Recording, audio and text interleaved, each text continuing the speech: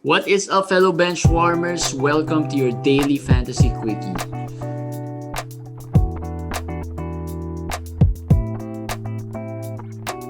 What's up, guys? End of week 14.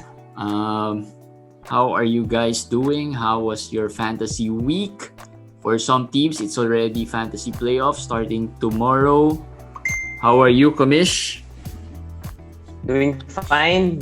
End of week 14. Yes, tomorrow will be the start of some playoff, some leagues, but majority will have week 15 as their last week for the regular season. So regardless, it's going to be a hectic and very vital week 15 coming up. And we were just talking about before we started recording, we were just talking about some players to add to stash if you are already comfortable with your position, meaning if you've already somewhat clinched the playoff spot. Maybe the 9th or 8th seed is probably 6-7 games behind. That's probably safe now, I would think, unless you go 0-8 or 0-9 or 1-8. That's what week 16 playoffs or week 17 playoffs? Week 16 playoffs. Oh yeah. Week 16 playoffs. I think that's safe. But if you're week 17 or week 18, no league is safe in my opinion. So you should continue to play. You should continue to play hard. But if it's week 16, if your playoffs is week 16 and you're safe already, Jeremy is correct. Week 15 should be a sort of tank preparation week. Not really a tank week. Not really a tank, preparing for week 16. But whoever you add on week 15, assuming your playoff starts week 16, you're already looking into the playoffs and preparing for that. Yeah. Not just you won't be looking into streaming or short-term ads, but more of who can I use for week 16 onwards. If you're sure about your playoff position.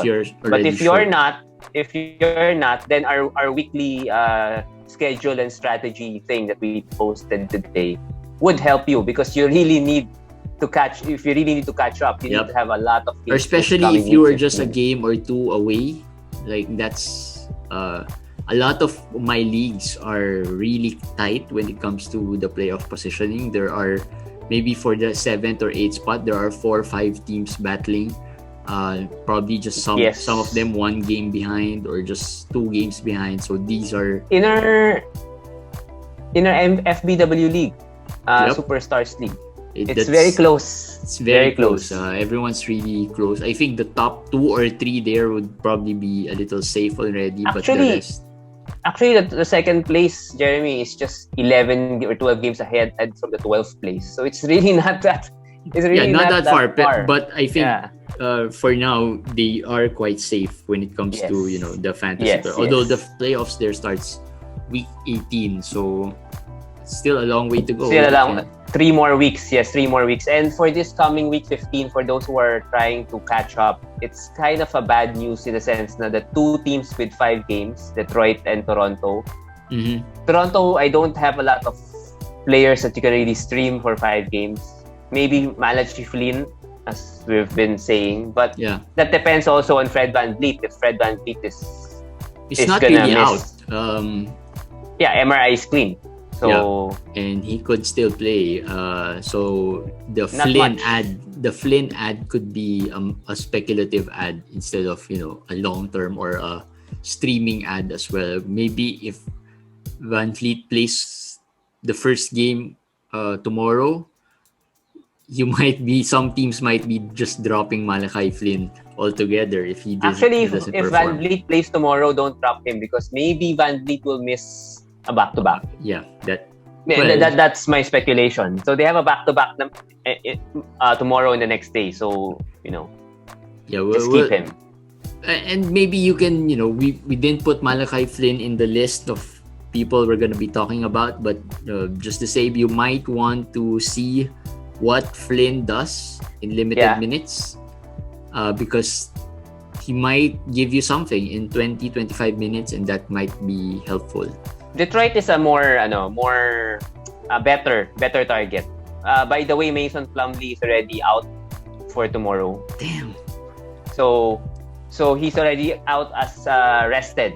So at least we can see that they're starting to rest Plumlee already. I assume Jeremy Grant will be out the day after. I'm assuming. I'm not sure. But, well, at least now Isaiah Stewart would be a great DFS, streamer, or whatever. Now I'm hating it because I didn't use my waiver priority on Isaiah Stewart for today. I didn't expect anyone to add him. I did mention that Isaiah Stewart is my top ad for Detroit, aside from Sadiq Bey, of course. Those two over Diallo, because Diallo might rest with the back-to-backs. If he rests the back-to-backs, they will only have 3 games for him. So Stewart is the best ad. Oh man! And Jeremy just did not add him. I guess Jeremy did not. I didn't use my waiver. I was waiting for the waiver to the waiver time for the waivers to clear before adding Stewart, because I didn't expect someone will use a waiver priority for him because he wasn't playing well. But everybody knows Detroit has 5 games. I mean, fantasy nowadays is not like fantasy of previous years where, hey, who has 5? No, I mean, it's so advanced nowadays. Listeners, they know it already. What's worse, in one league, I tried to win that matchup this week and dropped Isaiah Stewart. Yes, I knew Jeremy dropped him. That's why when I was doing the article and I was looking at the schedule, said Jeremy might have made a bad move for this coming week. I hope you won this week though. No, I did not. Okay, then that's a double whammy. So I did not. So that's fantasy for you. Anyway, I hope no one gets him because he will be cleared on waivers after 2 days. So by that time, probably Detroit has exhausted 2 games already, so we'll see. Anyway, let's move on to our daily Fantasy Quickie with our storyline. Lonzo Ball returned today. Surprisingly, I lost a week because I did not play Lonzo Ball. And if I played Lonzo Ball, I would have won that. Matchup. It wasn't announced, or it wasn't even really speculated on, or there was no hints that he was going to come back. He was saying that I'm not feeling that perfect yet or anything. And then you suddenly, just hours before, they cleared him. So, and he has already said he won't play through any injury. I guess he felt good. I mean, the injury, the hip flexor thing, is the injury of Fred VanVleet, and as the medical people have been saying, it can be good right away. It can take a long time. It's a tricky injury. So maybe suddenly he felt, it cleared up and it's good. And he's been doing some drills and practicing already. And he had 8 3-pointers today. Yep. He played 8 3-pointers. Really well. So yes, he played like a rested man. So and it helped that they didn't have Ingram and Zion. Yep. Still. And I coincidentally, as soon as he returned, another guy who was playing really well, Nickeil Alexander-Walker, went down with an ankle injury. Still, we don't know the extent of the injury, but that would be a bummer. Well, with Lonzo back, Nickeil's value really plummets. Although I think if he didn't get injured, he might still have some value with New Orleans. Yes. I have said before in our quickie that even if Lonzo comes back, don't drop Nickeil Alexander-Walker, because I think he's going to be their 6th man with JJ Redick gone. But with this injury, it kind of changes my mind a little bit. It looks like the high ankle kind. It doesn't look like the mild sprain kind. So if it will take 3-4 weeks, 2-3 weeks, unless you have an IL, maybe I'll drop him. Let's wait for it tomorrow for the final diagnosis. But from what I saw, it doesn't look good. So just be prepared. We'll see what happens there. But Lonzo's back, so he should be good. Hopefully he doesn't get injured anymore, because he has been good this year. I mean, he's been top 70, top 60 value quietly over this year. and he should be helping your fantasy teams moving forward. Speaking of players that can help you with your fantasy playoffs, Commish wrote about some players that might be game changers in during fantasy playoffs, and some of these names or most of these names you've been seeing already, most likely. Let's start off with Kelly Olynyk from Houston. He has been playing well since getting to Houston. He is 15 points, I think, or 17, 18 points. And Danuel House also had a bad ankle injury today. So, I mean, the ankle injuries are piling up. And without Danuel House, Kelly Olynyk should be unleashed either as a starter. Even if he comes off the bench, he should get more minutes, 30 minutes. And contract year, guys, Kelly Olynyk needs to do something big. This is like a tryout for him before, the negotiations for his new contract will come this off-season. So I have a good feeling about Olynyk. He's gonna be at least 18 points and 6 to 7 rebounds with a couple of threes guy, and he's gonna help a lot of fantasy teams in this playoffs. In fairness to Olynyk, if we look at the roster of Houston, assuming John Wall plays, he's probably their third best player, right? I mean, the other names here, not really proven players. Even Kevin Porter Jr. Will be inconsistent, will not be as good all the time. Olynyk is probably a more consistent option or choice given the minutes. He can contribute as long as he gets the minutes, and he has proven that in Miami. Yes, and I guess we can talk about Kevin Porter, who's one of our sweet players. Yeah. He had 12 points, 5 rebounds, 5 assists, 8 turnovers today, and I know a lot of KPJ owners are not happy. I've been seeing people saying they're gonna drop him, and yeah, he's been scouted.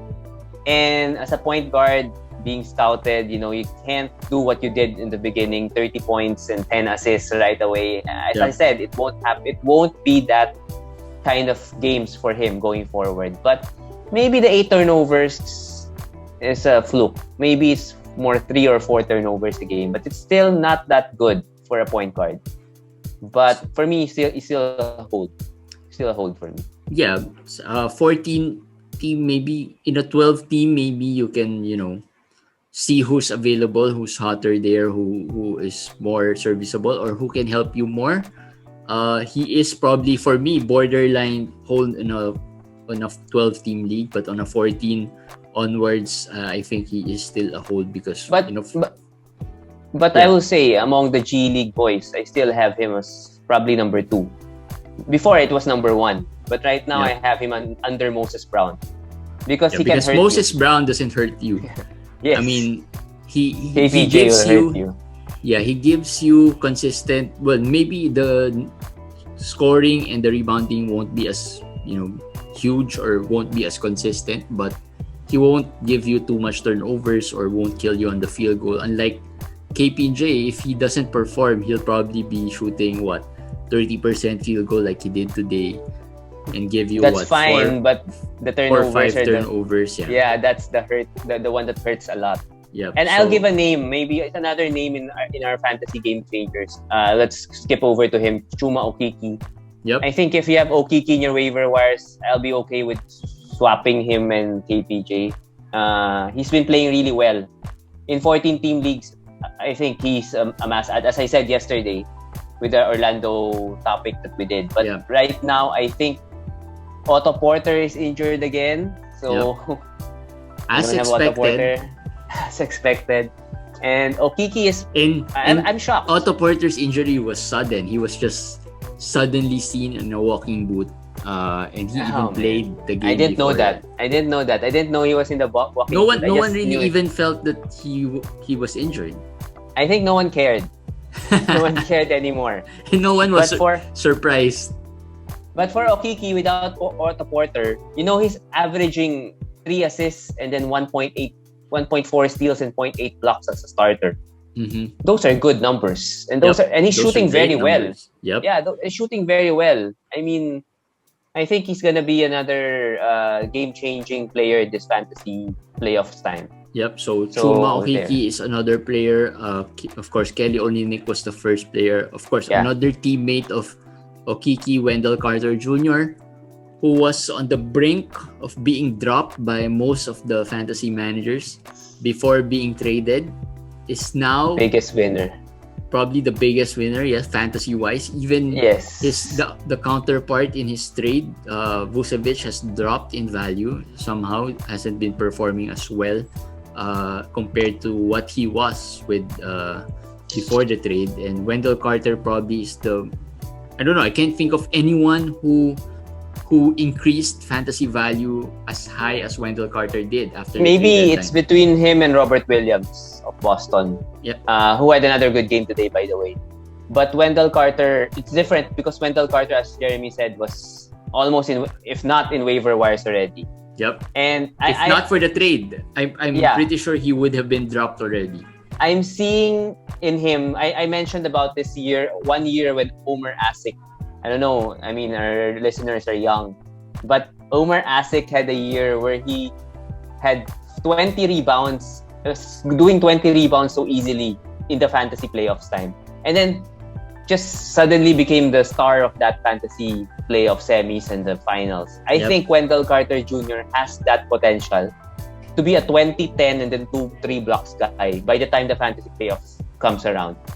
He's gonna be that good, and he has been good. I mean, with Orlando, there's really not much player to rely on, and I think Wendell Carter is the guy. Another difference as well, maybe, I think, is he has played more of an inside game. Yes, agree. Like when he was in Chicago, he was shooting more threes and attempting more threes, but now I think he is more playing inside. It's a matter of coaching, I guess. I don't know. Or style and system, I guess. Yeah. So that has benefited Wendell Carter Jr. So if you were able to scoop him up or trade for him after he was traded, then he might just get you that fantasy championship this season. All right, other players in the playoff game changers. Thomas Satoransky, who has been another player playing really well. If you need the assist, today he scored 19, I think, and 11 assists, a double-double. He is your guy. And Kobe White is in COVID protocol, aside from just coming off a neck injury, who's not yet perfect, and he's a sixth man. So now, Satoransky doesn't have any backup as far as I know. He's gonna play more. And the assists and steals, it's close for me between Satoransky and TJ McConnell. As much as I love TJ McConnell, I might choose Satoransky right now. Yeah, because of the minutes. The minutes and being a starter. Yep. And he's only owned in 27% of the leagues. TJ McConnell is owned in, I think, 60-something to 70% of leagues. So he's way cheaper, way more available, and I think he should be added in all leagues. Starting now. So if you still have Sato in your waiver wires, I think pick him up. And he's gonna be there. Yeah, he's gonna be the guard.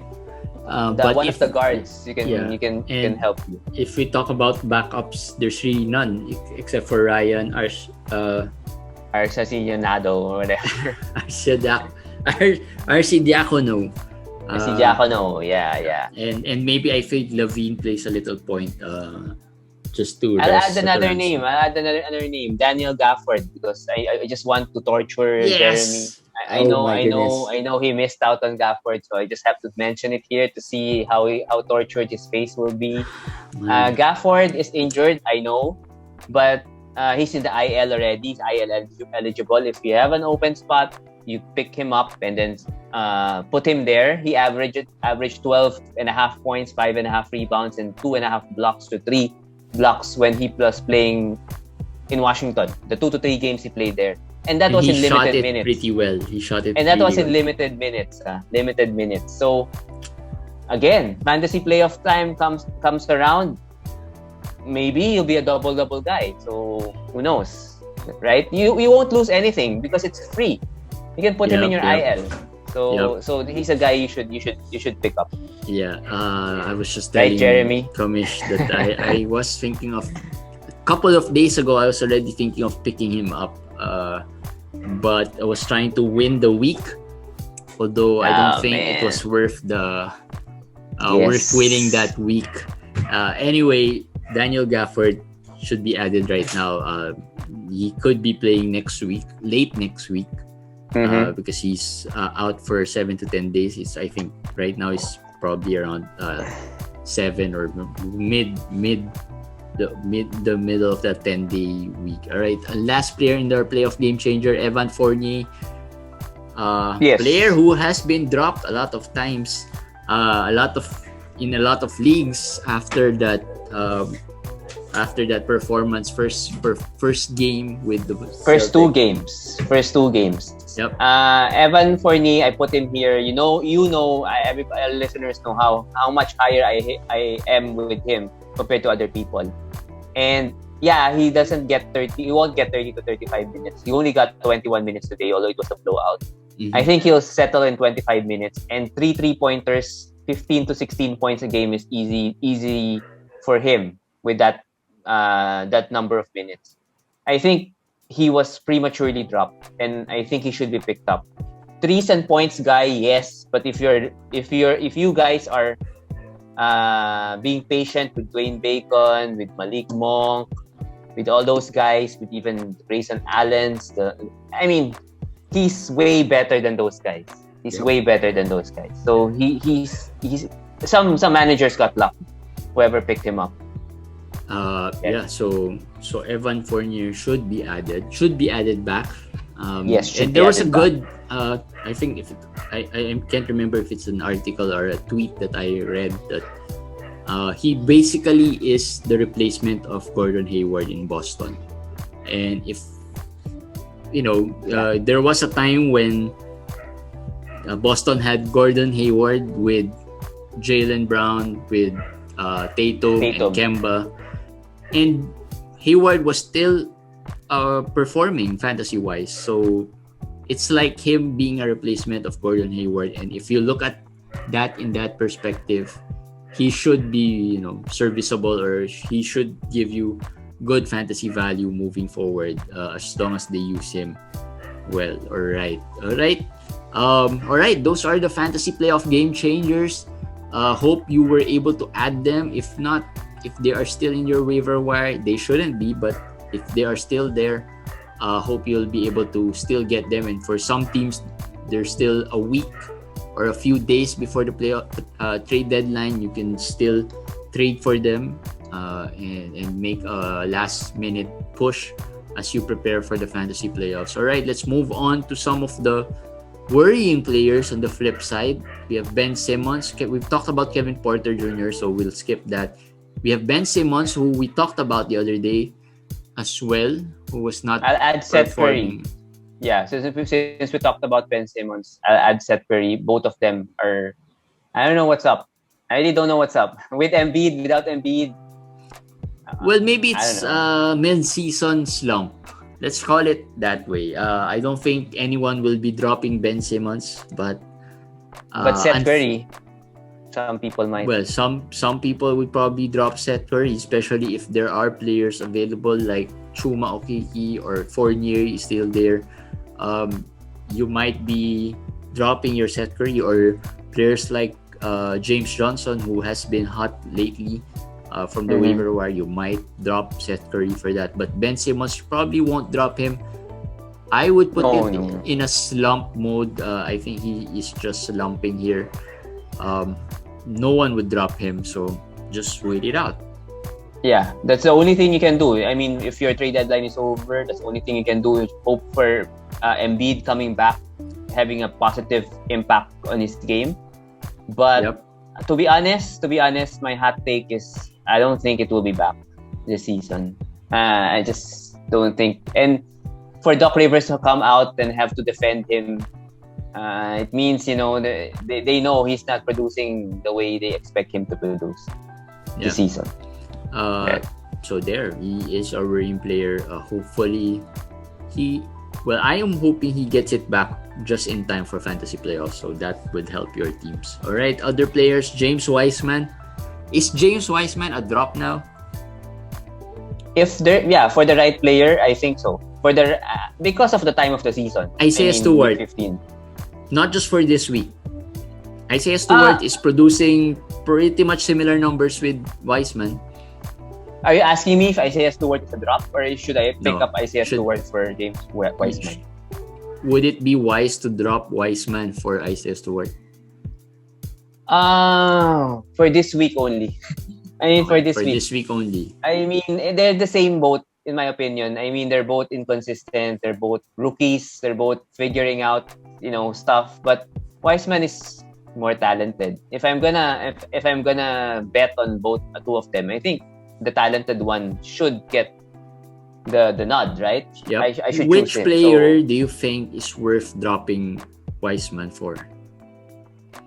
Do you have someone in mind? If he's the worst player, you should use his spot first for streaming. Number one, we've talked about Okiki a lot of times. We've talked about if KPJ was dropped, I would rather have KPJ. We've talked about Olynyk, Kelly Olynyk. If he's there, Satoransky. All those players that we just mentioned right now, all of them are ads over James Wiseman. Now, Gafford, maybe not yet because he's still injured. But, stash him. And then keep Wiseman if you can. Yeah, okay. So, James Wiseman, not yet a drop. But depends on maybe how deep the league is. Maybe in a 14-team upwards, still a hold. But on a shallower league, like a 12-team, he might be a drop already. Lauri Markkanen, we talked about him already a few days ago. I think this is the better question. Who do you drop? Kasi I got this Lauri Markkanen or Wiseman. Who do you pick among these two? Because some people have Wiseman. both. I'll pick Wiseman. Yeah, I'll pick Wiseman because Markkanen's role in Chicago with Vucevic there has really gone down. His role, his minutes have gone down. So I'll probably pick Wiseman.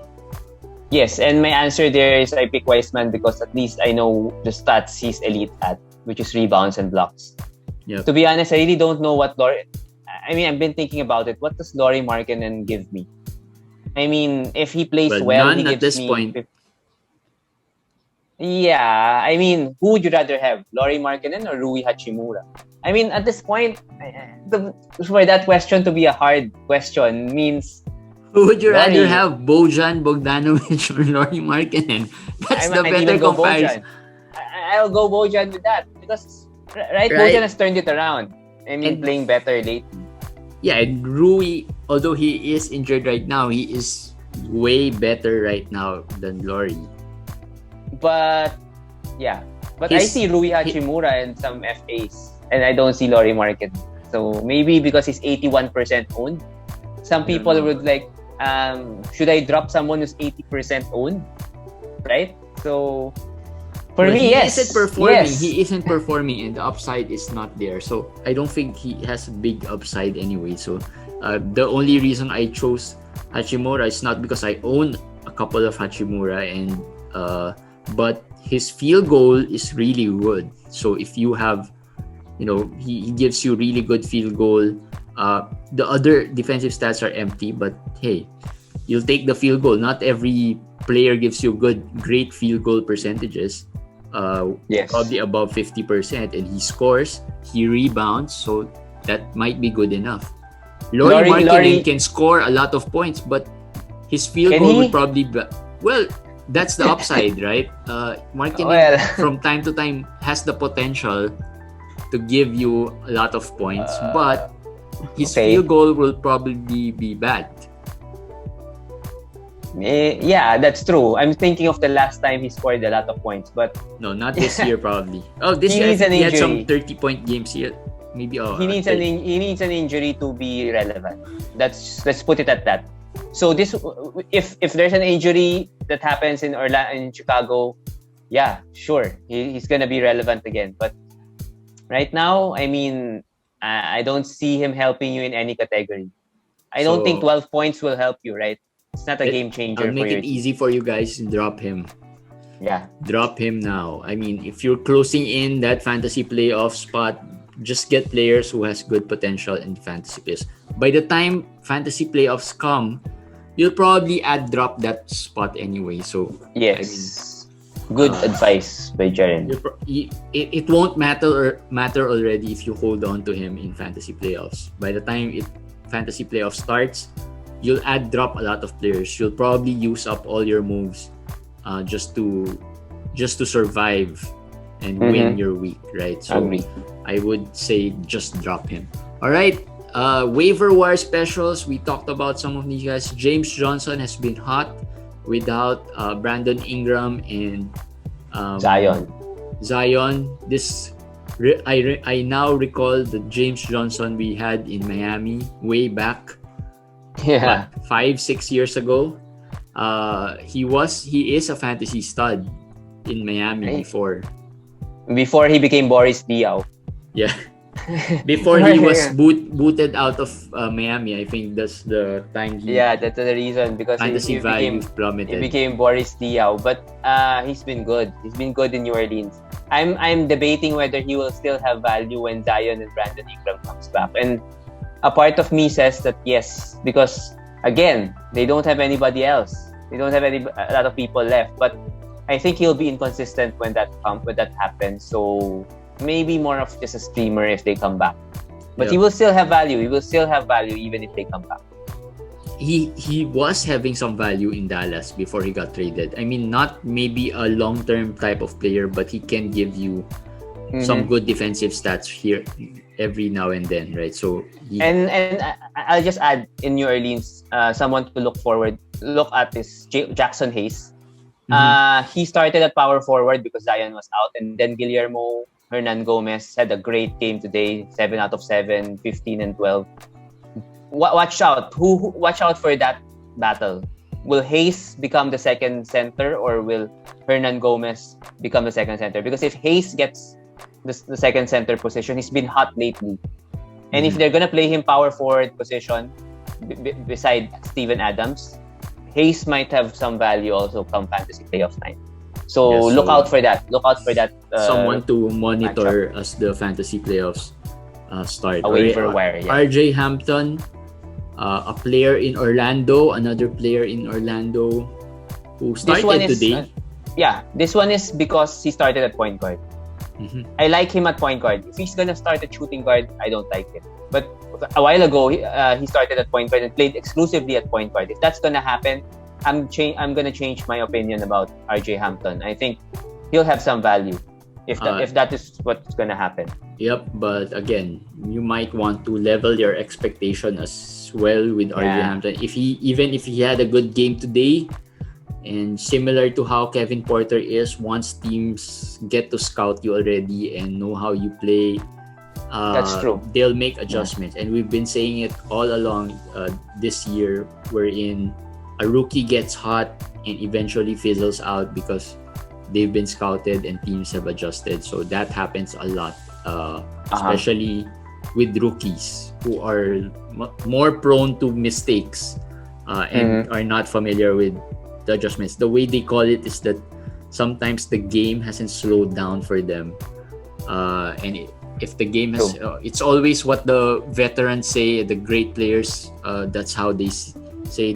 That's how Chris Paul says it, or how teams or players say it when they talk about the games, the NBA games. If the game has slowed down for you, then you know you got something going for you already.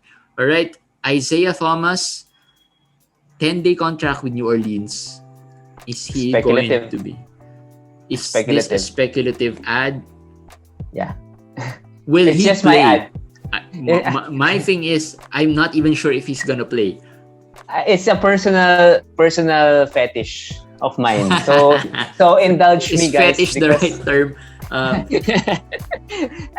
I mentioned how I play, right? I'm Steve Kerr, I'm always the smallest guy when I play. I have some love for small guys, like maybe here's the proper, I guess the right way to put it. He is an underdog. he has not gotten the best of the NBA or basketball ever since he was moved from Boston, right? He hasn't really he has really fallen off, you know. He was cheated. The fantasy the basketball radar. He is in a similar boat with DeMarcus Cousins. But unlike DeMarcus Cousins, at least Cousins was able to sign with some teams. He was able to play with some teams. He was supposed to play with the Lakers. He got a ring. At least there's that, right? But Isaiah Thomas doesn't have any of those, and no team is. He even played with LeBron, and that was the only year LeBron got injured and didn't get to the playoffs. So, right, as far as I know, in the Lakers. DeMarcus? No, Isaiah Thomas played with LeBron in the Lakers, right? Yeah, I think he played there for a bit. But he just isn't as lucky as DeMarcus Cousins, I think. Yeah, and not a lot of teams are lining up to sign Isaiah Thomas. That's the sad part here. So will you trust me, Jeremy? Will you trust me and pick up Isaiah Thomas? No, I don't know. I mean, the one that's stopping me is it's a 10-day contract, and usually, okay, 10-day contracts don't end well. Usually, what happens there after 10 days, they'll probably just let you go, or maybe a couple of 10 days. So I would want to see him being used first. Well, I hope he's cleared for tomorrow. That's just my wish, so we can see where this goes. Because if he again doesn't get cleared, then we have to wait again, and you know, the momentum might be lost. So for me personally, I won't pick him up yet. Pick him up. If you have other options there that you can add to your IL, because he is IL eligible at the moment. Really? So, yep, he is. Oh, okay. I didn't know that. Because he's in COVID protocol, I guess that's why he's an IL eligible player. So yeah, for me, speculative if you want to add, but not too big, not too high. Yeah. Let's see who gets it right. If Komish gets it right, then. But I don't know if he's in COVID protocol or he just lacks some tests to be cleared. If he's in COVID protocol, then scratch what I said. If it's just a couple of tests that he has to finish, I think he has to complete. It's a few tests that he needs to complete to clear the COVID protocol, and they classify that as COVID protocol. Find out who's Komish fetish. So yeah, Isaiah Thomas, Komish's favorite, or at least haymaker of an ad. Haymaker of an ad. Let's see how that works out. And lastly, in our waiver wire specials, Grayson Allen back in the waiver wire special. Justice Winslow is still out. Melton got banged up, but I think he's not in the injury report, but something to look at. But Grayson Allen has been starting. He's been shooting well. So again, another one of those, shooters who's hot. Yep. So we could look at him for the short term. He played well early on in the season when he started with Memphis, so might be someone to monitor. I've added him, guys. I've added Grayson Allen, so expect him to suck because I have that effect. All right, guys. That's it for our daily fantasy quickie on this. What's today? Monday evening. Hope that helped. Hope you enjoyed the conversation we had. Nothing to promote really, but subscribe to our channel, follow us on Spotify, follow us on Apple Podcasts if you are into podcast and audio only version of the quickies, and check out the daily clips that we post as well from the quickies. All right, we'll see you again. Good luck week 15. Good luck if you are on fantasy playoffs, or if you're battling for that fantasy playoff spot. Good luck to you guys, and we'll see you again tomorrow for another daily fantasy quickie. Bye guys.